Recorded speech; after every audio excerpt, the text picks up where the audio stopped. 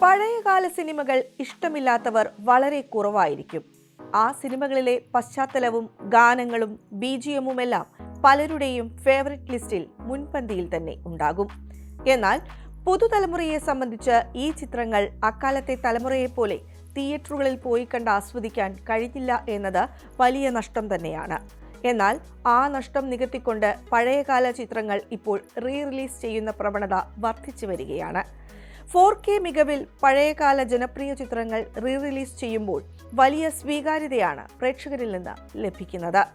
Cinema പ്രേമികൾ ഒരു കാലത്ത് ആഘോഷമാക്കിയ മോഹൻലാൽ ചിത്രമായ സ്ഫടികമാണ് ആദ്യമായി റിലീസ് ചെയ്തത്. 1995 പുറത്തിറക്കിയ ചിത്രം 4K ദൃശ്യമികവോടെ വീണ്ടും റിലീസ് ചെയ്തത് 2023 ഫെബ്രുവരി 9-നാണ്. തോമാച്ചായന്റെ ഹീറോയിസത്തിനും റൊമാൻസിനുമെല്ലാം രണ്ടാം വരവിലും വലിയ സ്വീകാര്യതയാണ് ലഭിച്ചത്.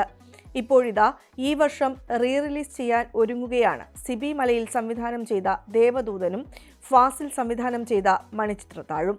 ജൂലൈ 26-നാണ് ദേവദൂതൻ റിലീസ് ചെയ്യുന്നത്. ഓഗസ്റ്റ് 17-നാണ് മണിച്ചിത്രത്താഴിന്റെ റിലീസ്. 2020 തുടക്കത്തോടെ ഇത്തരത്തിൽ റീമാസ്റ്റർ ചെയ്ത വീഡിയോകൾ യൂട്യൂബ് ചാനൽ വഴി ഇറക്കിയതോടെ വൻ ജനപ്രിയമായി. അത് പിന്നീട് ഒരു ട്രെൻഡായി മാറി. പൊട്ടലും വരകളും ഇല്ലാതെ നല്ല നിലവാരത്തിൽ പഴയ സിനിമകൾ കണ്ടതോടെ പ്രേക്ഷകരും ഏറ്റെടുത്തു. പിന്നാലെ മറ്റു പല കമ്പനികളും മലയാള ചിത്രങ്ങൾ റീമാസ്റ്റർ ചെയ്ത് അവതരിപ്പിക്കാൻ തുടങ്ങി.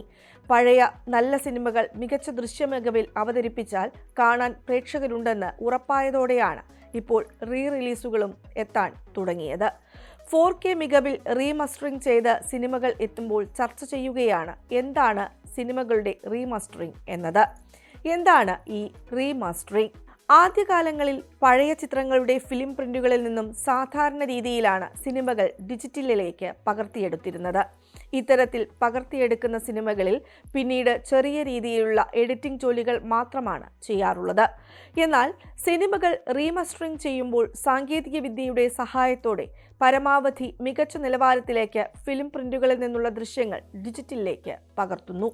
അതിനുശേഷം അത്യാധുനിക സോഫ്റ്റ്വെയറുകളുടെ സഹായത്തോടെ സിനിമകളിലെ കളർ വ്യക്തതയില്ലാതെ ഇടങ്ങളിലും കറക്ഷൻ, മറ്റ് പൊട്ടലുകൾ എന്നിവയും ശരിയാക്കിയെടുക്കുന്നു. ഒപ്പം തന്നെ ശബ്ദത്തിനും ഡയലോഗുകളുടെ ക്വാളിറ്റിയും വർദ്ധിപ്പിക്കുന്നു. ഒരു സിനിമ ചെയ്ത് തീർക്കാൻ തന്നെ മാസങ്ങളെടുക്കും. അതുകൊണ്ടാണ് സിനിമകളുടെ റിലീസിനും ഇത്ര സമയ പ്രഖ്യാപനത്തിന് ശേഷം എടുക്കുന്നത്. ഫിലിമിൽ നിന്ന് ഡിജിറ്റലിലേക്ക് 4K നിലവാരത്തിൽ മാറ്റി കളർ കറക്ഷനും ഗ്രേഡിംഗും ചെയ്ത് ഒരു സിനിമയുടെ ഡിജിറ്റൽ പ്ലാറ്റ്ഫോമുകളിൽ ഉപയോഗിക്കാനുള്ള ഔട്ട് ഇറക്കണമെങ്കിൽ ശരാശരി 4.5 ലക്ഷം രൂപ വരെ ചെലവാണ്. എന്നാൽ തിയേറ്റർ റിലീസ് ചെയ്യാനുള്ള പതിപ്പ് തയ്യാറാക്കണമെങ്കിൽ ഇതിനേക്കാൾ വലിയ ചെലവാണ്.